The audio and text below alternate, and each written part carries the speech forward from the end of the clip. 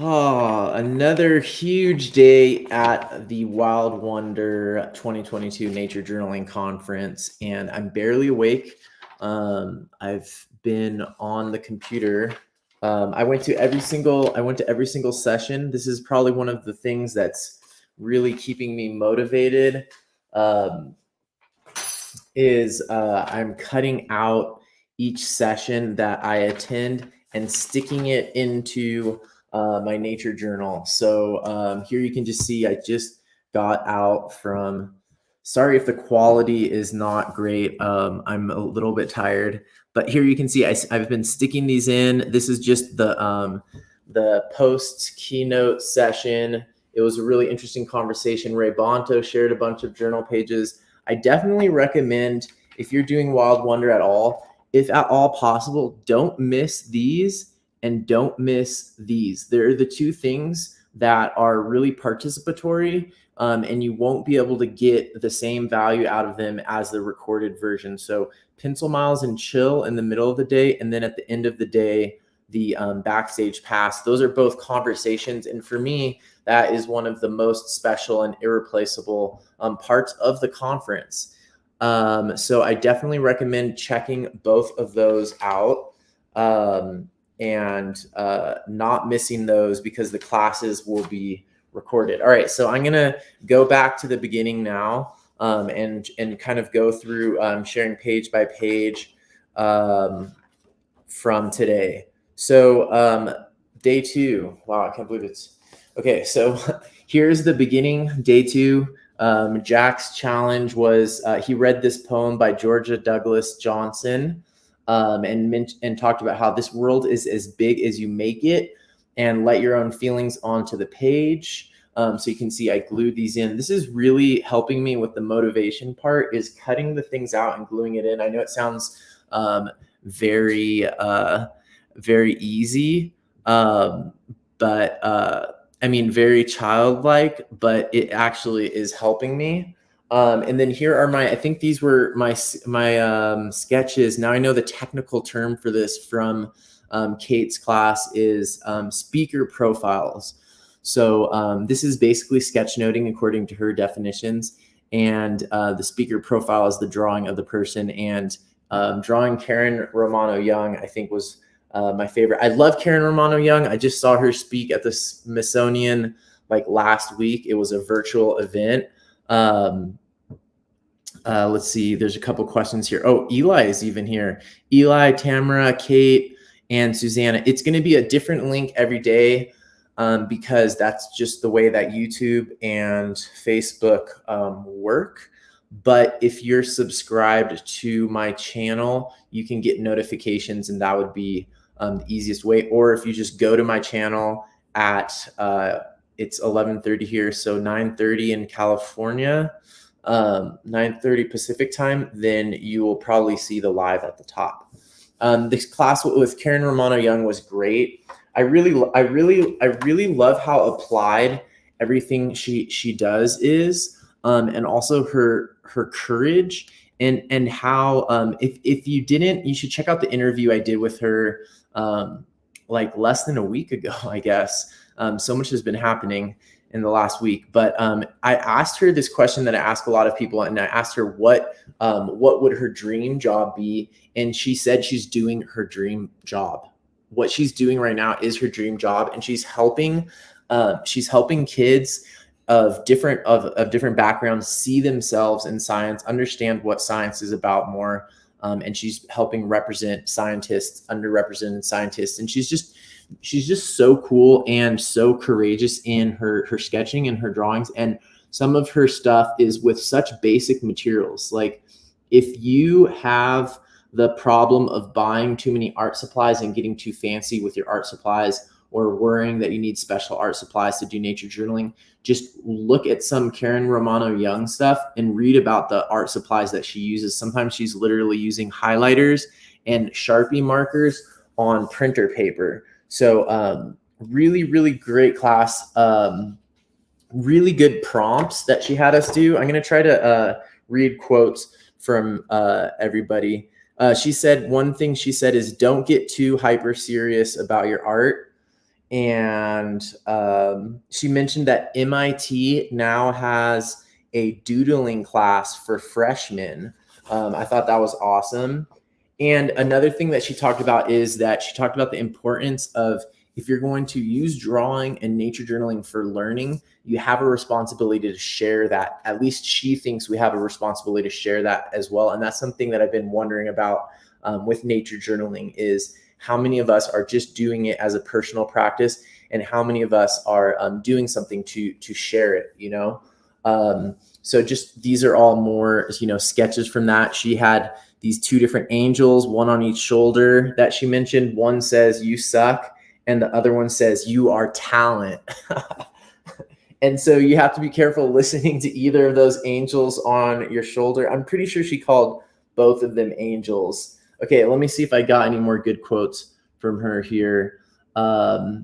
Oh, she said that when she does a really big decorated title, she's using that as delay time to allow her to think. So she is thinking while she's doing that title, and that's helping her come up with what she's going to do next. I always keep my hand moving. And she says, I switch back and forth on a page and on a project, so I don't get the feeling of being tired on something. So she keeps switching back and forth around on the page, depending on, you know, like what she's feeling inspired about. And she switches around on different projects. I thought that was very interesting, and that made me feel a little bit better about some of the stuff I do. Okay, so then after that, the other thing I started doing is I started trying to write down when I take naps or when I eat or when I go to the bathroom, in case you're interested in those details. All right, so next, I've been trying to interview this guy for a while and just learned about him recently, but Max Romney, he works with Art Toolkit, and he does amazing sketches in Alaska. I thought this was gonna be a landscape painting, so I got like even my fancy watercolor brush ready before the class. It turns out I didn't even realize, as a typical sort of distracted nature journaler who just kind of will go with the flow and be excited about anything, I didn't even realize that we weren't doing anything landscape related, and it was titled a landscape class until like Roseanne made a comment partway through. But it was a really cool technique with drawing a ton of ptarmigans. I got kind of tired at a certain point, and I'm glad I almost set up the composition to do the full page. But that was really interesting. I think I slightly captured his look here. He has a very like young face. He talked about how vodka is optional. He was actually in Reno, Nevada. And the interesting thing about the ptarmigans is they used to change color right when things were going from snow back to brown in Alaska. But I guess with climate change, their colors don't always match the environment, and that's a problem. He also mentioned this, so I'm trying to put stars next to things that I want to mention in the recap. The power of the cumulative aesthetic. So he said this multiple times, and he didn't use that terminology, but that's what I call it. And I've mentioned this before, that there's a cumulative effect. If you have like 100, or if you have 20, or even 3 sort of crappy drawings, but they're organized in an interesting way, that lends an interest and an aesthetic to the page. And that aesthetic is just a cumulative effect. So none of these drawings would stand on their own. The pressure, if you just had one page, empty page, and just one of these drawings, and all the focus was on that, the drawings wouldn't hold up to it. But there's a cumulative effect. And I definitely recommend checking out Max Romney's work if you want to see this effect in action. I didn't end up getting enough time to color them. I think I ended up sneaking out 10 minutes before the class was over to take a nap so that I would be ready for Pencil Miles and Chill, which I will not miss. One thing that I wrote down here as a question, sort of a personal question for me to think about, is this concept of priming. And this is something that I read about in a book on education that was really interesting. And it talked about how if you're going to give a class or teach something, and you show something at the beginning of the class, that creates an expectation, or it creates certain patterns in people's brains. And so what I was realizing is that most nature journaling classes, what we do as instructors is right at the beginning, we do a shock and awe campaign. Basically is we show you like, right now I'm going to teach you how to get started with nature journaling. And then I show you a picture like this. So that's could be, if you think about it, maybe that would be inspiring. But according to this book, it's called Stop Talking and Start Influencing. And it's all based on psychological research of how the brain works and how that influences educational decisions. According to this book, if you start a presentation about like art or something, showing an image of a very polished image, that is priming people's brains to expect that as an outcome. So this is something that I've been reflecting on since I read that book. And you know, like we have a really, really nice, really expertly painted Robin as the flyer. So, you know, what would be different? So, you know, maybe a different thing to do would be to, you know, prime people with images like this that are more accessible, or maybe prime people with images of other people nature journaling, like people in the process of nature journaling. So that was just something that I thought about while I was, you know, attending that class with Max Romney. And the other thing from that book that is amazing and that everybody does is in a PowerPoint presentation, if you have words or if you give people a handout that has words on it, if you have words on a presentation, or even if I hold up something with words while I'm talking to you, it reduces people's ability to comprehend what I'm saying by like almost 100%. So if you have a PowerPoint presentation with a lot of text on it, that is one of the most effective ways to reduce people's comprehension of what you're saying. Also, if you have handouts and you give them handouts before a talk, that's supposed to be one of the worst things you can do for people's comprehension as well. So that book is amazing. And, you know, some of these things are pretty well known, but they're important to think about. So one last thing that I want to point out about Max Romney is this guy is more of an artist. I would say he's more on the fine art side than most of us nature journalers, but he is super applied when it comes to using his art to help save the environment. So he's super focused on climate change, and everything that he is doing is really focused on trying to protect the environment and, you know, share what is going on in Alaska. So I think that's really inspiring to see people doing applied stuff with their art. And I think we need more of that in nature journaling. Okay, so next was Pencil Miles and Chill. You can see I cut out the thing. And I hardly wrote anything because I was facilitating a group, and I noticed, I wonder, it reminds me of for the whole breakout session. And Pencil Mile and Chill, I'm telling you, if you're gonna miss anything, don't miss these blue blocks in the middle, and don't miss these blue blocks at the end, because that's your chance to really share in a group of other people and experience what a conference literally means. So, you know, just having like what I'm doing right now, I mean, there's a little bit of a chat, which is nice, but for the most part, it's just me talking and you listening. That's not really a conference. So you can watch the classes later, and the classes are great. And I'm going to describe some more of the great ones in a second. But this blue part here and this blue part here, don't miss those. Those are amazing. And you won't be able to get them once the conference is over. Oh, and there's so many cool people commenting here. Kate is here. Crystal is here. Rebecca is here.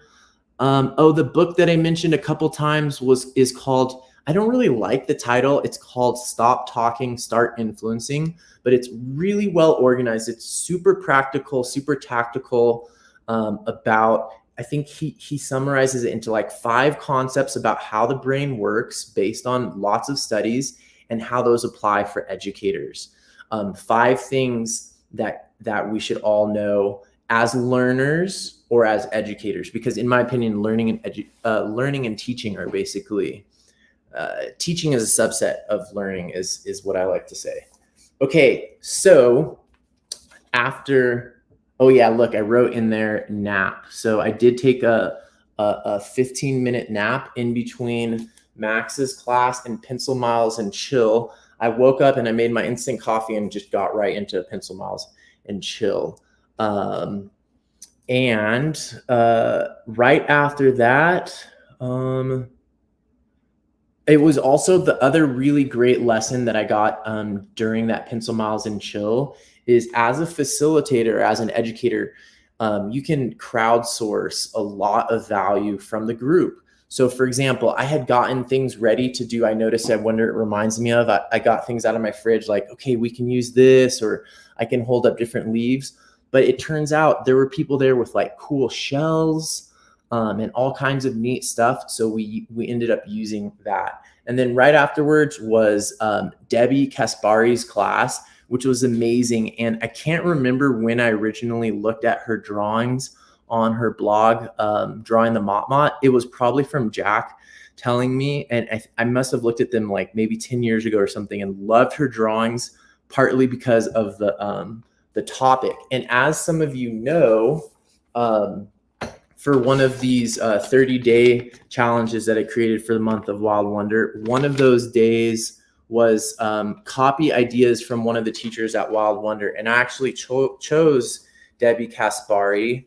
So I spent several hours basically copying her drawings and looking at specific things in her drawings that I wanted to get better at and copying them. And I spent quite a long time. I think I printed out some of her drawings and just spent a lot of time looking at her drawings and trying to figure out what I wanted to copy from them.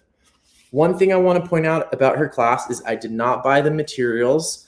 I did not buy the specific materials that she mentioned, and it was a pretty technical class. So that is fine. And actually, I think a learning style that can be really useful is to copy another artist, but switch the medium that they're using. So like copy her pastel technique, but try to do it in a different medium. Or like look at some old Leonardo da Vinci sketches, but instead of using the like dip pen that he was using, use something different. You can always still sketch note the class. So I followed along. It was really funny. She said, I'm trying to like say several quotes from each person. She said, "Be careful, pastels are addictive." And it was really interesting to learn about how she does her, she uses it as if it were a brush. And then here you can see, I didn't end up finishing it, but I basically used watercolor and gouache to try to do what she was doing with pastels.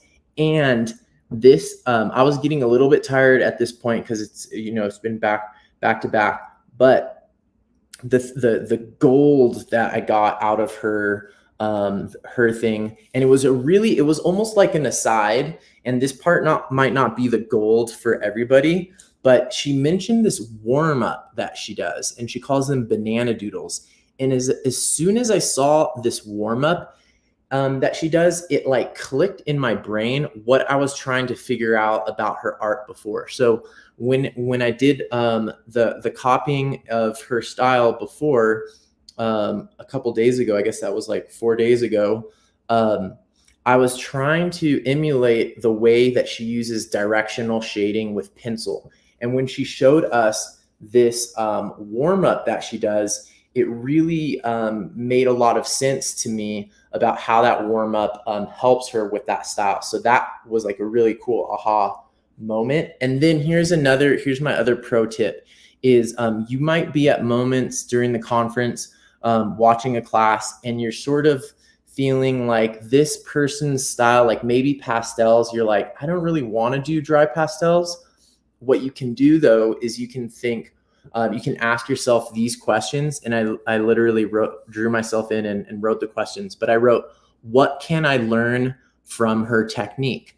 What is something that I could get out of her story or her technique or her presentation, even if this might not really be my thing? There's almost always something that we can learn. Okay, so then let me see if I think I did some stretching or tried to eat something.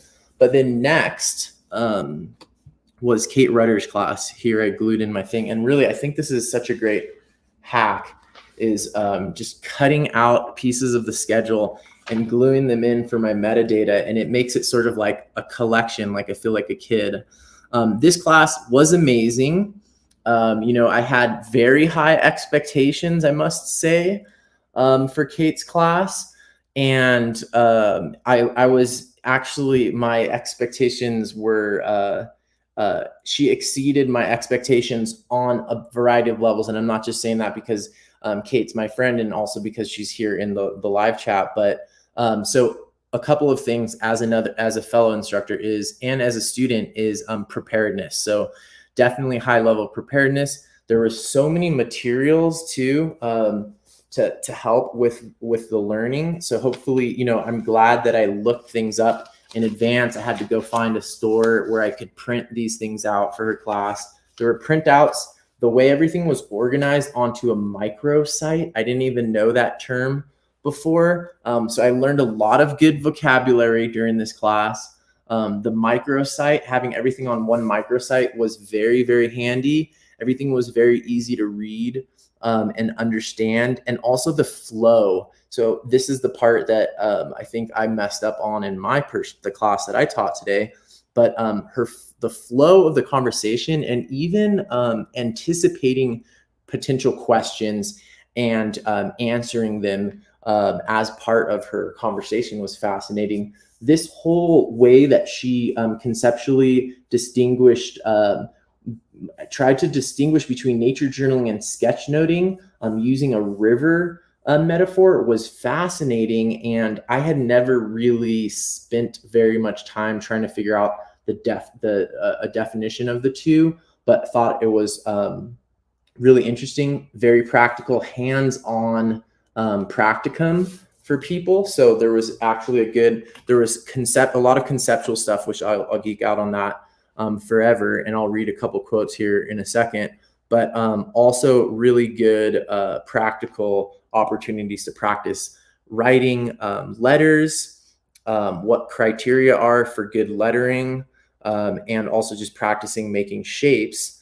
So one good quote from Kate was, "Nature journal and sketch note snuggle well together." I like that. And then another quote that I really liked, that she quoted someone else, and I didn't catch who it was, but the more human the picture, the more human the response. So this made me think about Karen Romano Young also, who does these drawings of extremely scientific things, such as like deep sea robots, and her drawing's pretty loose. She's not a science illustrator, but she's drawing super technical things. And sometimes in my mind, part of me is like, how did that match work? This quote made me think about it. The more human the picture, the more human the response. Also, Karen Romano Young's pages, if you've seen them, it's all handwriting. Everything is handwritten. And everything is hand drawn. So the response that she's getting is probably in large part to the level of humanity and just kind of personality and maybe imperfection even as part of that.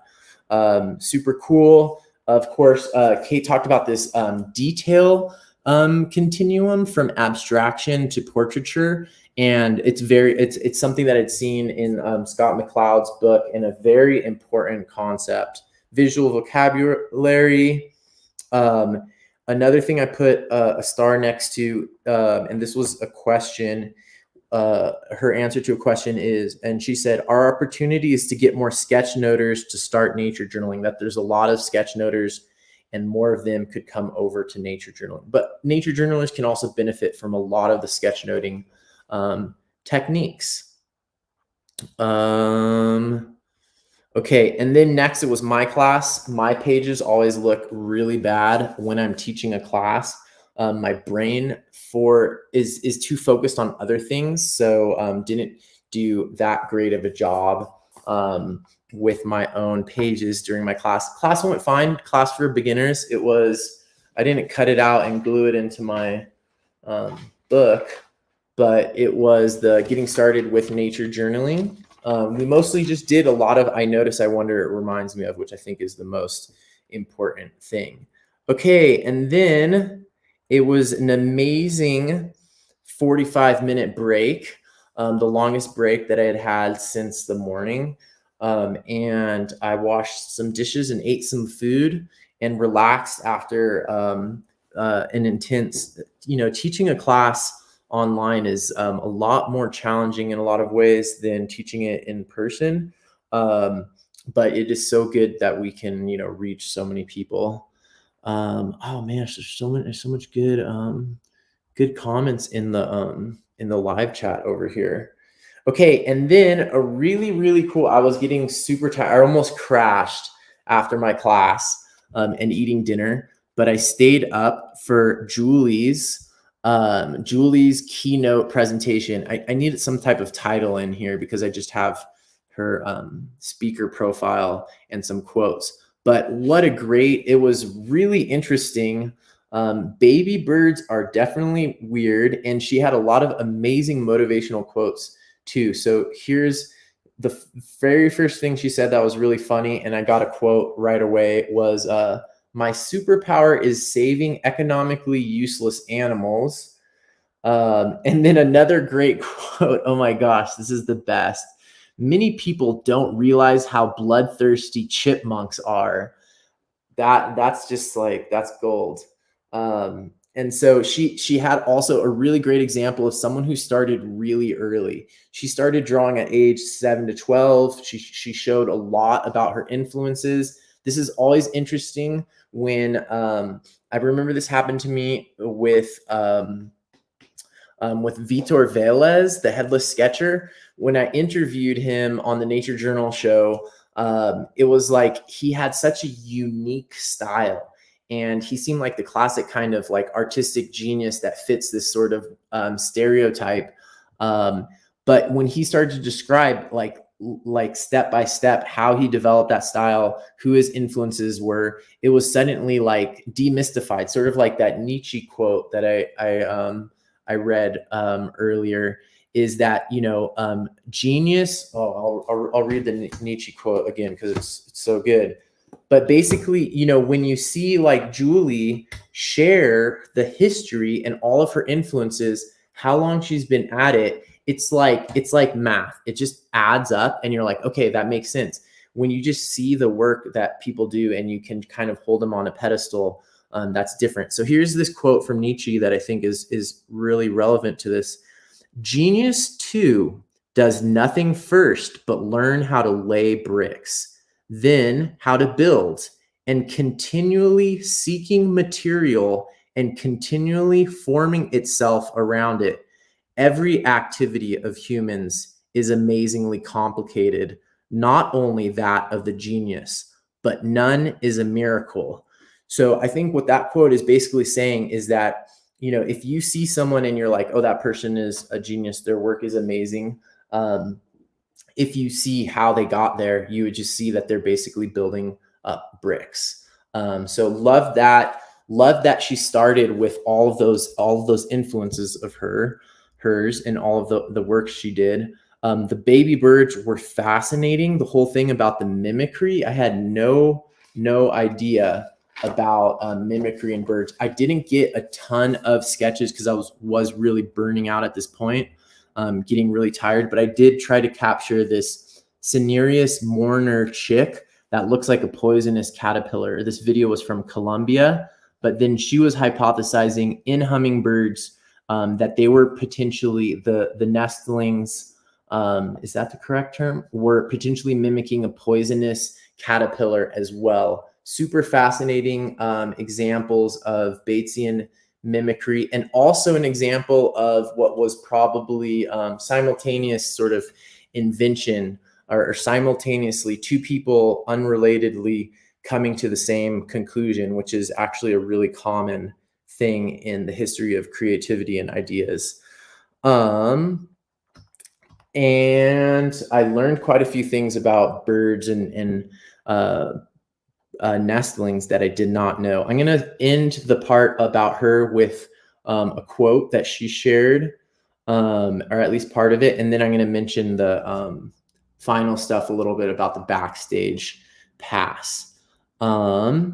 She shared this inspirational quote, and the basic part here is, I'll summarize it. It's from Andre Gide, and it's care for nothing in yourself but what you feel exists nowhere else. That was sort of her thesis, and her main point was, try to find the thing that you do that no one else does that is special and that lights you up inside, and just stick to that. And if you do that, it will show through in your work. So I thought that was really inspirational, and I know that kind of advice is inspirational when you hear it, and maybe, you know, a couple months down the road, you need new motivation. So we'll have to do another conference later, but that was really good. My brain's burning out now. And then it was the backstage pass. One other thing that was awesome during the backstage pass was Ray Bonto shared his journals. So another reason to go to the backstage pass and the Pencil Miles and Chills is you can actually see other people's journals. And Ray Bonto filled 14 journals during COVID. So I thought that was really, really amazing. So it is 12 o'clock at night here in Quito, and I've been awake since 6:30 here this morning, and I've been doing stuff nature journaling related for more than 12 hours. So that seems like a good time. Oh, it turns out that Ray Bonto actually did 17 journals during COVID. Thanks, Jack, for the correction. And thanks everyone for joining in. I know some of you diehards just needed a little bit more, as if the backstage pass wasn't enough extra community and nature journaling geeking out. Thanks to everyone else. It looks like Matthew Helms was here. Thanks for joining in. And Rebecca, good to see you here, even though I know you're sacrificing sleep as well. And then also share this with people who, this is also intended for people who can't go to the conference or who missed certain classes, not just the diehard people who need one last hit of nature journaling community before going to sleep.